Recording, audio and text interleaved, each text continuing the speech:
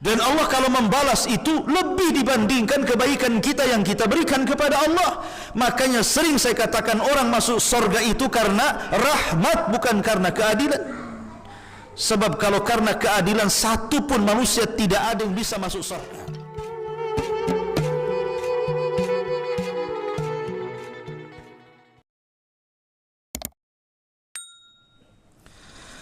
Bismillahirrahmanirrahim. Assalamualaikum warahmatullahi wabarakatuh.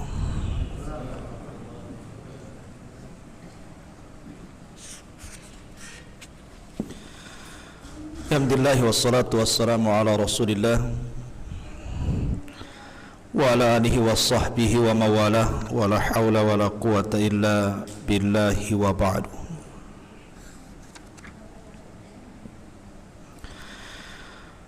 Taib, kita lanjutkan pembahasan kita, masih membahas Kitabut Tauhid. Kita masuk pada bab ke-34, bab qaulullah afa aminu makrallah. Bab yang membahas tentang merasa aman dari siksa Allah dan berputus asa dari rahmat Allah subhanahu wa ta'ala. Allah subhanahu wa ta'ala berfirman di dalam surah Al-A'raf ayat 99, afa aminu makrallahi fala ya'manu makrallahi illal qaumul khasirun. Maka apakah mereka merasa aman dari azab Allah? Tidaklah orang yang merasa aman dari azab Allah kecuali orang-orang yang rugi. Syekh Muhammad bin Abdul Wahhab mencantumkan bab ini karena orang yang merasa aman dari azab Allah atau dari makar Allah Azza wa Jal menyelisihi tentang tauhid. Karena orang yang bertauhid kepada Allah tidak boleh merasa aman dan harus senantiasa takut, dikhawatirkan sekonyong-konyong Allah subhanahu wa ta'ala akan mengantarkan azabnya kepada kita.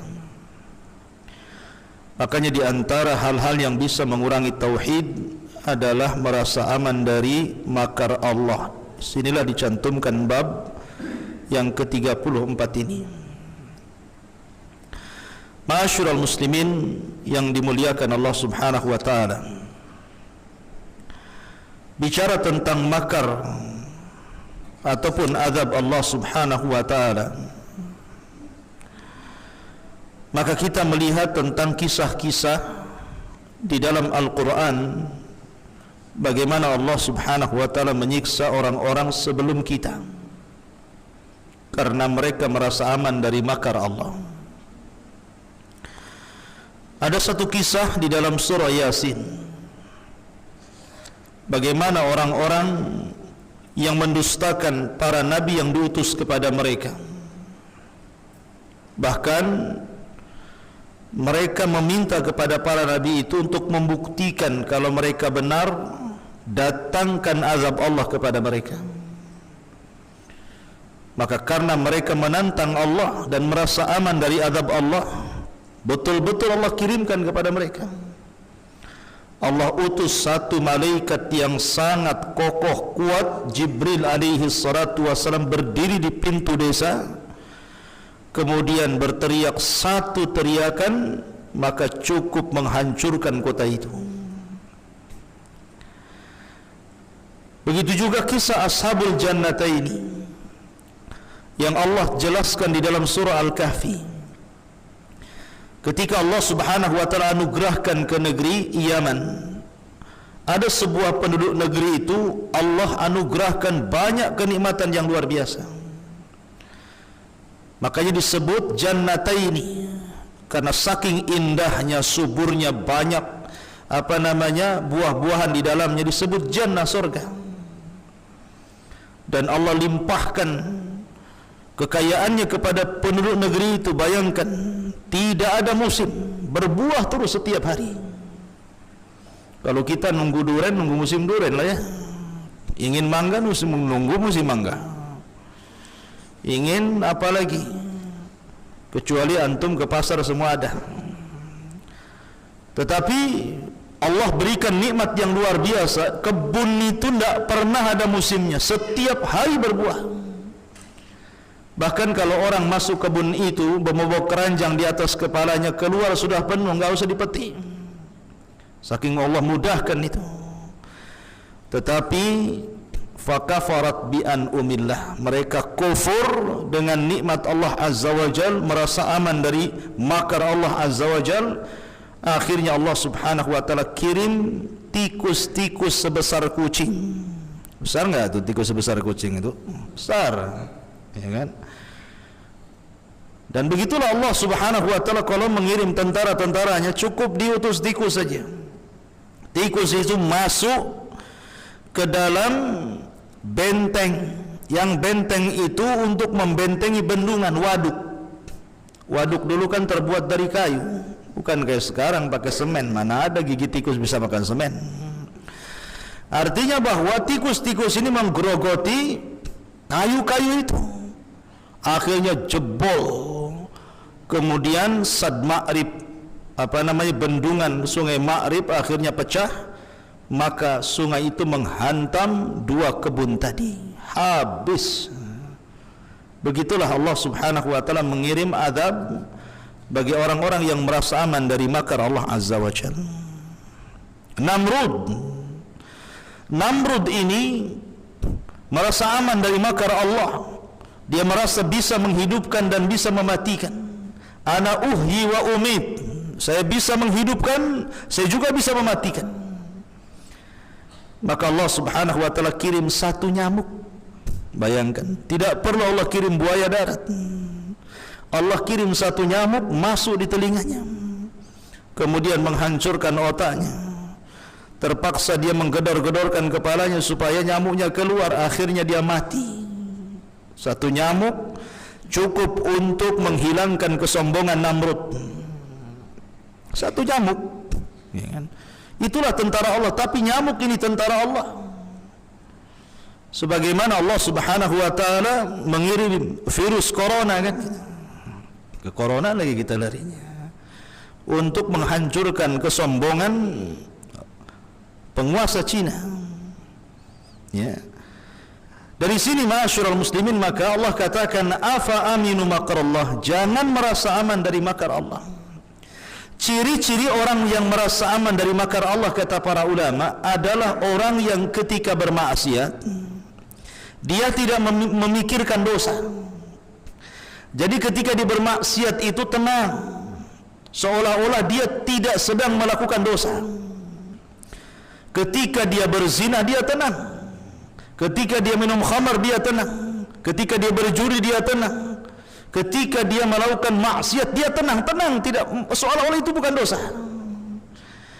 Ini ciri-ciri orang yang merasa aman dari makar Allah. Atau orang yang melakukan maksiat tidak terang-terangan. Manusia kan tidak lihat saya, manusia tidak memandang saya, manusia tidak tahu saya sedang bermaksiat. Dia tidak paham bahwa di langit ada yang memperhatikan dia, di langit ada yang mendengar dia, di langit ada yang mengawasi dia. Berarti orang ini aman dari makar Allah Azza wa Jal. Betapa banyak orang yang datang kepada Allah membawa pahala sebesar gunung Tihama, kemudian Allah hancurkan dengan maksiat yang tidak terang-terangan. Itulah orang-orang yang merasa aman dari makar Allah. Fala ya'man makrallahi illal qaumul khasirun. Ingat, terkadang makar Allah itu Allah kirimkan di saat manusia sedang lalai. Rata-rata azab yang kita lihat, rata-rata musibah yang kita lihat di negeri kita, itu umumnya datang bukan di siang hari. Umumnya datang bukan ketika matahari terbang, ketika manusia terbangun, ketika manusia sudah sadar, tidak. Umumnya mendekati pagi. Entah di malam hari, entah di waktu subuh. Jadi manusia itu kadang belum bangun. Terkadang manusia masih lalai, belum sempat bertobat sudah datang tuh musibah. Begitulah wa makaru makaran wa makarna makran wallahu khairul makirin. Mereka hendak membuat makar, Allah juga buat makar, dan sebaik-baik makar adalah makar Allah Subhanahu wa ta'ala.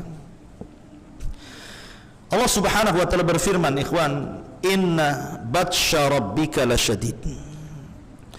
Allah Subhanahu wa ta'ala kalau sudah mengirim azab, maka azab itu sangat pedih dirasakan. Sering saya katakan bahwa orang yang merasa aman dari makar Allah itu ada yang bersifat pribadi, ada yang bersifat kelompok, ada yang bersifat negara, ya. Seperti umpamanya bersifat individu, orang-orang yang membiasakan melakukan fahisyah, kemaksiatan seperti perzinahan, melakukan homoseksual, mabok dan yang lainnya. Mereka tidak sadar bahwa di balik perbuatan itu ada tentara-tentara Allah yang akan datang kepada mereka. Rasul mengatakan, idza dhahara al-fahishatu fi qaumin qattun hatta yu'linu biha.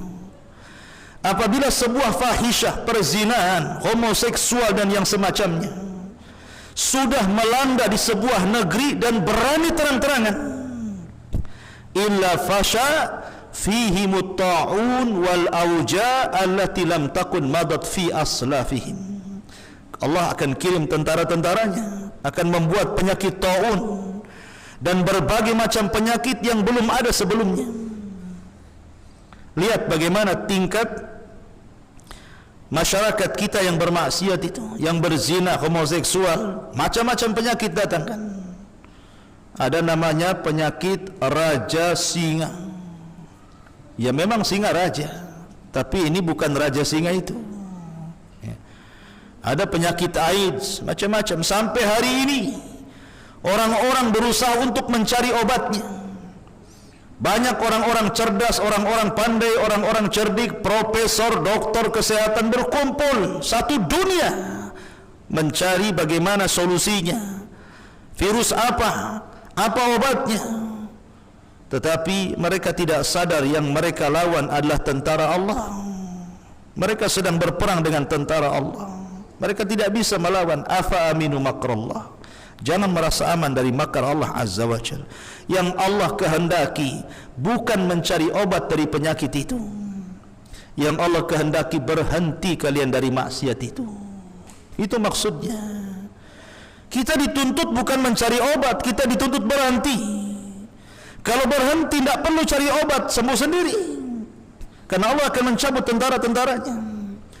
Tetapi ketika orang merasa aman dari makar Allah, karena orang-orang yang seperti ini, kalau dihadapkan dua manusia, satu ustaz, satu dokter, dia lebih takut dengan dokter dibandingkan sama ustaz. Sering saya katakan seperti itu. Coba Anda berceramah kepada para wanita-wanita malam, atau kepada pria-pria hidung gosong, ya. Coba antum ngomong sama dia, ini dalilnya tidak boleh, ini hadisnya, ini ayatnya, jangan merasa aman dari makar Allah. Tenang-tenang saja dia. Coba dokter mengatakan, kamu ini 3 hari lagi mati, ada air di badanmu, berhenti kamu. Ditakut-takut itu dokter, dia takut. Padahal dokter nggak pakai dalil. Dokter hanya ngomong, kamu sebulan lagi masalah, berhenti dia. Coba bayangkan, dia takut sama dokter tapi tidak takut kepada Allah. Itulah orang merasa aman dari makar Allah Azza wa Jalla. Ada sifatnya memang melembaga. Makar Allah itu bisa datang sifatnya melembaga seperti sebuah negara. Sebagaimana Allah Subhanahu wa taala berfirman, "Man lam tahkum a'immatuhum bi kitabillah wa yatakhayyaruna ma anzalallah illa ja'alallahu ba'sahum bainahum syadid." Ketika sebuah negara itu sudah tidak menerapkan hukum Islam, sudah lari dari hukum-hukum Allah, sudah lari dari hukum-hukum Rasulullah, dan mengatakan bahwa musuh negara adalah agama. Ada yang mengatakan seperti itu, bahwa musuh negara ini agama, musuh Pancasila itu agama. Hati-hati kalau ngomong, ya. Yang menyelamatkan negeri ini adalah orang-orang yang beragama. Kalau satu negeri tidak ada yang solat, Allah kirim azabnya, ikhwan. Kalau di sebuah negeri tidak ada yang ngaji, tidak ada majlis ilmu, tidak ada yang mempelajari halal dan haram, negeri ini sudah hancur. Bukankah Allah yang mengatakan walau anna ahlal qura amanu wattaqau la fatahna alaihim barakatin minas sama'i wal ardh. Apabila penduduk negeri ini beriman dan bertakwa kepada Allah, Allah buka berkah langit dan berkah bumi. Walakin kadzabu, tapi mereka mendustakan, fa akhadnahum, maka kami azab mereka. Ya. Jadi pernyataan seperti ini pernyataan yang ngawur, bukan hanya keliru tapi salah. Jahil orang yang mengatakannya. Ya. Dia tidak sadar bahwa mereka aman hidup di negeri ini karena banyak para ulama.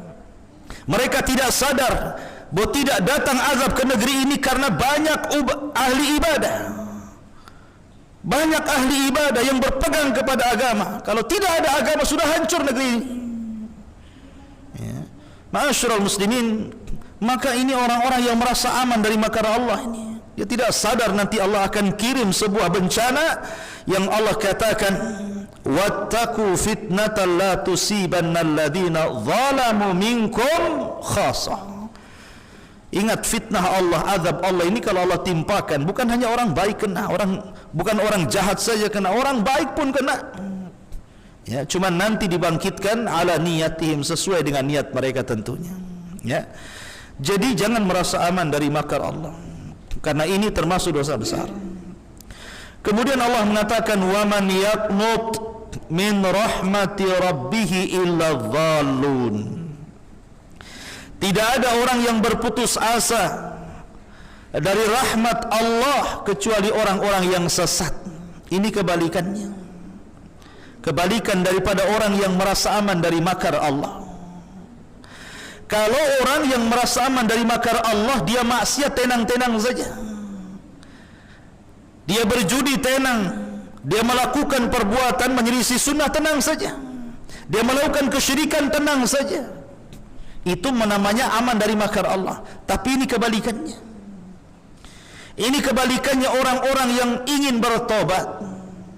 Dia sudah jenuh maksiat, dia sudah jenuh melakukan dosa, dia ingin kembali kepada Allah subhanahu wa ta'ala, tapi karena merasa dosanya segudang, dosanya selangit, dosanya membumbung ke awan, akhirnya tidak jadi bertobat karena merasa dia hina dan tidak pantas untuk diampuni Allah azza wa jalla. Putus asa dari rahmat Allah azza wa jalla. Ya. Ini kebalikan daripada orang yang pertama. Ingat, jangan putus asa dari rahmat Allah. Di zaman Bani Israel ada orang membunuh 99 nyawa. Kalau antum punya tetangga pembunuh dengan cara sadis dimutilasi, wah, antum sudah sadis sekali orang itu. Padahal baru satu dia bunuh. Bagaimana kalau dia bunuh 99 jiwa tuh? Sadis sekali dia. Berarti jahat sekali dia membunuh orang. Rasa-rasanya nyawa tidak berharga bagi dia. Tapi Allah berikan hidayah. Akhirnya pembunuh ini sadar bahwa apa yang selama ini dia lakukan salah. Maka dia pun kemudian ingin bertobat. Datanglah dia kepada ahli ibadah. Datang kepada ahli ibadah, tapi bukan datang ke ulama. Ahli ibadah itu tidak punya ilmu, rajin ibadah. Kata ahli ibadah ini, kayaknya kamu tidak bisa diterima taubatmu, Bung. Kenapa? Karena kau sudah membunuh 99 nyawa. Sudah tertutup pintu taubatmu. Geram dia dapat jawaban, keluar insting membunuhnya, dibantainya pula si ahli ibadah ini. Genaplah 100 nyawa dia bantai. Ya kan? Akhirnya dia tidak putus asa. Dia ingin terus mencari kemanakah saya harus bertobat, kemanakah saya harus mengadukan perkara saya. Allah takdirkan berjumpalah dia dengan ahli ilmi, dengan ulama, dan ulama berbeda dengan ahli ibadah. Makanya tidurnya ulama beda dengan tidurnya orang jahil. Tidurnya ulama itu berpahala, tidurnya ulama itu menghapuskan dosa. Tapi tidurnya orang jahil membawa dosa dan membawa keburukan.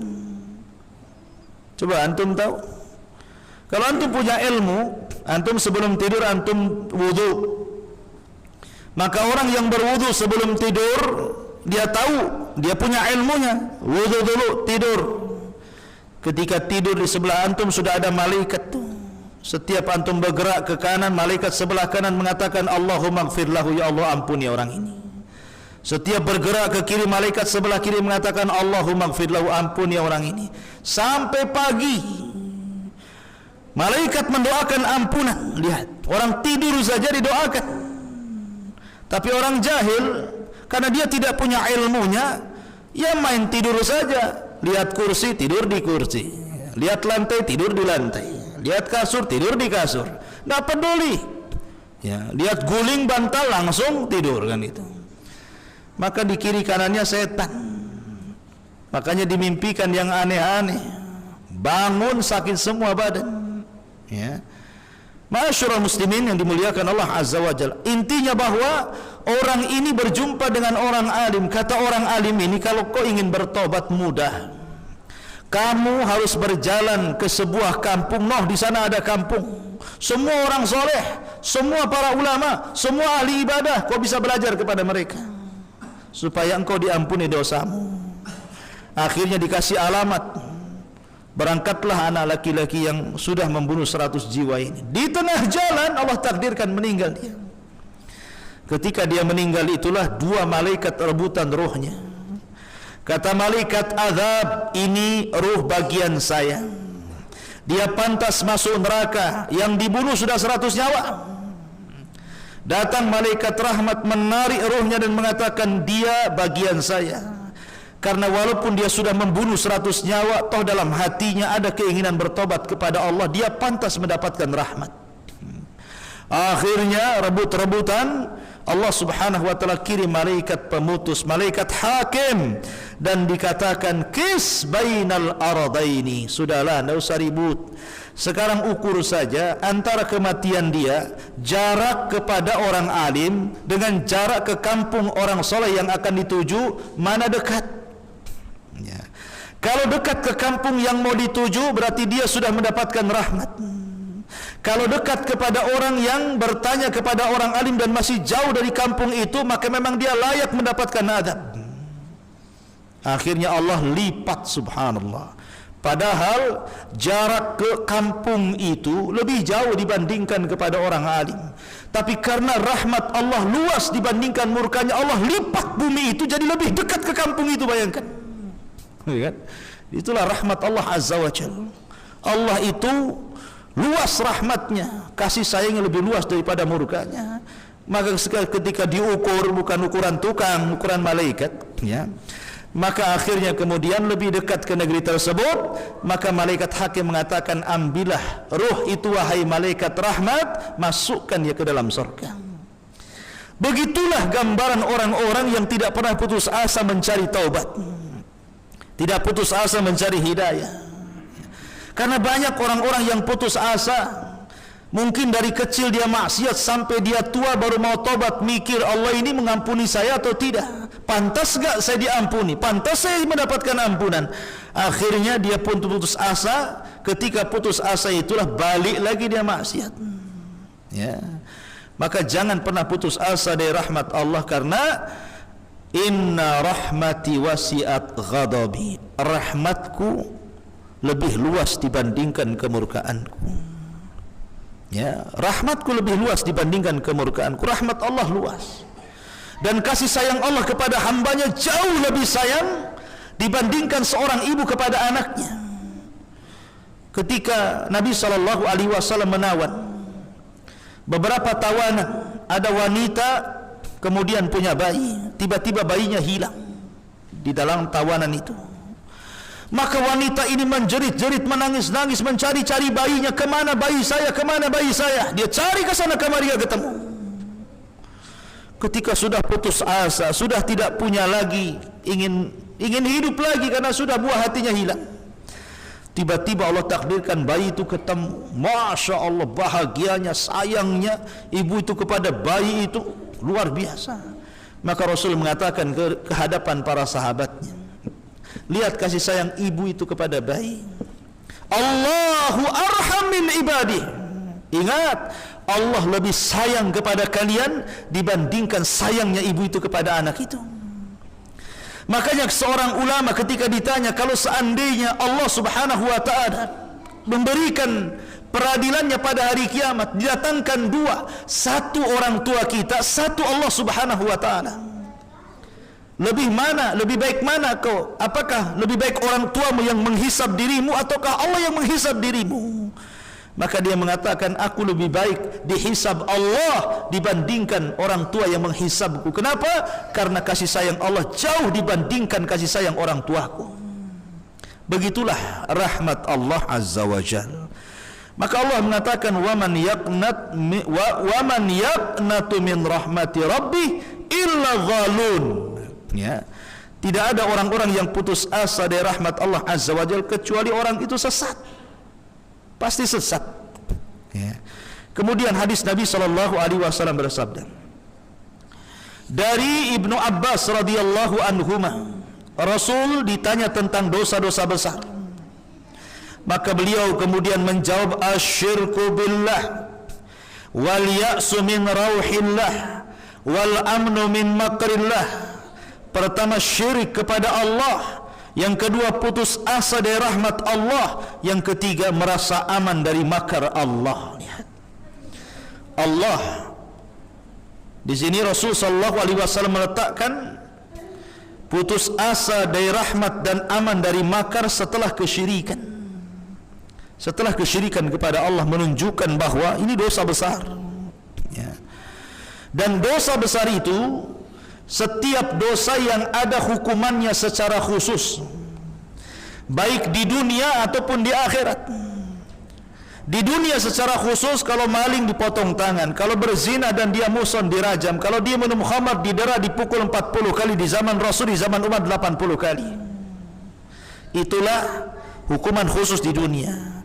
Ataupun hukuman khusus di akhirat, diancam dengan azab, diancam dengan neraka, diancam dengan jahanam, diancam dengan wail, diancam dengan lembah, dan begitu seterusnya.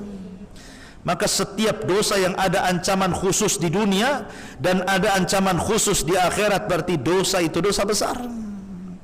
Dalam bahasa lain, kullu ma khutima bil la'nati wal ghadabi wal wa'idi fahuwa minal kabair. Kata para ulama, setiap dosa yang ada laknatnya, yang ada murkanya, yang ada ancamannya, maka dosa itu disebut dosa-dosa besar.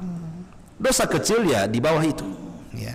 Lah, di antara dosa besar adalah putus asa dari rahmat Allah dan merasa aman dari makar Allah.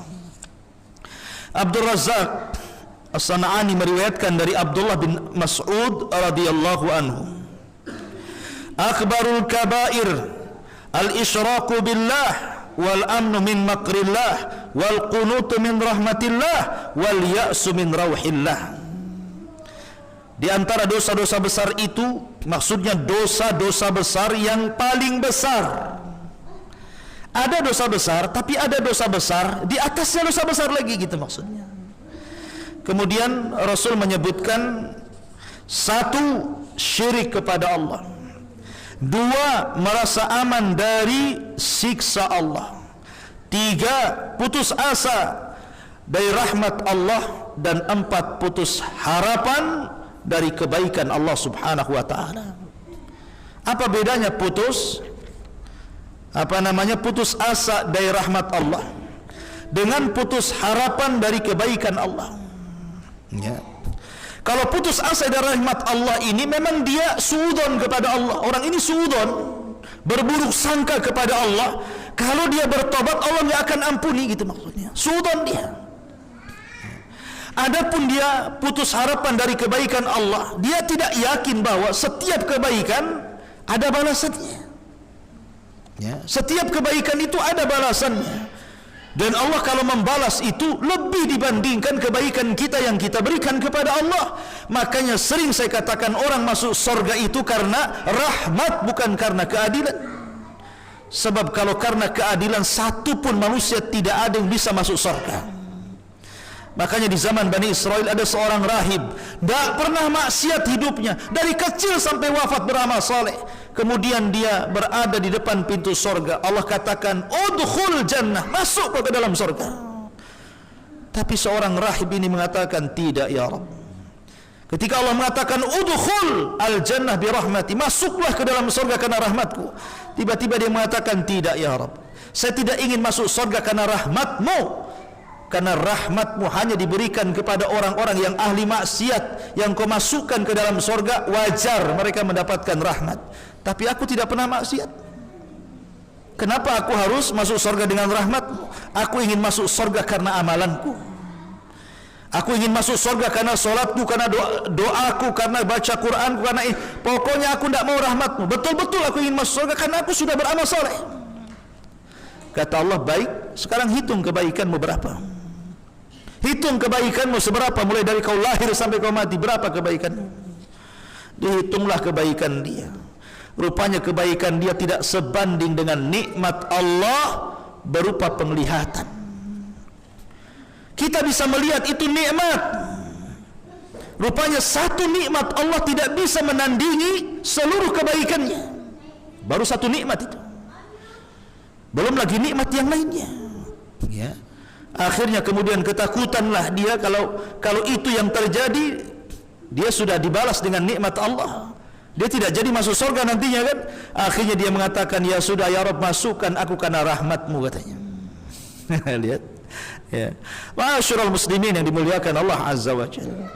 Jadi yakinlah bahwa setiap perbuatan kita itu ada balasannya. Dalam bahasa ulama, kama tadinu tudan. Sebagaimana engkau melakukan perbuatan, sebagaimana itu pula Allah akan membalas perbuatan itu, baik ataupun buruk. Jazaa'ul ihsan ilal ihsan, balasan yang baik kebaikan. Tetapi al jazaa'u min jinsil amal, terkadang balasan keburukan itu juga sesuai dan setimpal dengan amalannya. Kama tadinu tudan, sebagaimana engkau melakukan sesuatu, begitu pula Allah akan lakukan sesuatu kepadamu. Anda menyakiti tetangga, nanti ada tetangga yang menyakiti kamu. Anda mendolimi orang, nanti ada orang yang mendolimi kamu. Anda menjahati orang, nanti ada orang jahat datang kepadamu. Anda mengambil hak orang, nanti akan ada orang mengambil hak kamu. Begitulah kama tadinu tudan. Sebagaimana kau melakukan sesuatu, maka Allah akan lakukan sesuatu yang sama kepadamu. Baik kebaikan, Allah balas dengan yang lebih baik, ataupun keburukan, Allah balas dengan keburukan yang setimpal dengan perbuatannya. Ma'asyiral muslimin yang dimuliakan Allah Azza wa Jalla, maka termasuk iman ataupun termasuk aman dari makar Allah atau azab Allah dan berputus asa dari rahmat Allah, kedua-duanya menyelisihi tauhid. Menyelisih tauhid, ya, dan mengurangi tauhid, dan bisa masuk kepada kesyirikan. Ya, bisa masuk kepada kesyirikan, ikhwatu fiddin. Oleh karena itulah maka di sini dicantumkan bab apa-apa yang bisa mengurangi tauhid, merasa aman dari siksa Allah dan putus asa dari rahmat Allah, pada bab ke-34. Wallahu alam. Kita masuk nanti pada bab ke-35. Baik, sebelum saya tutup,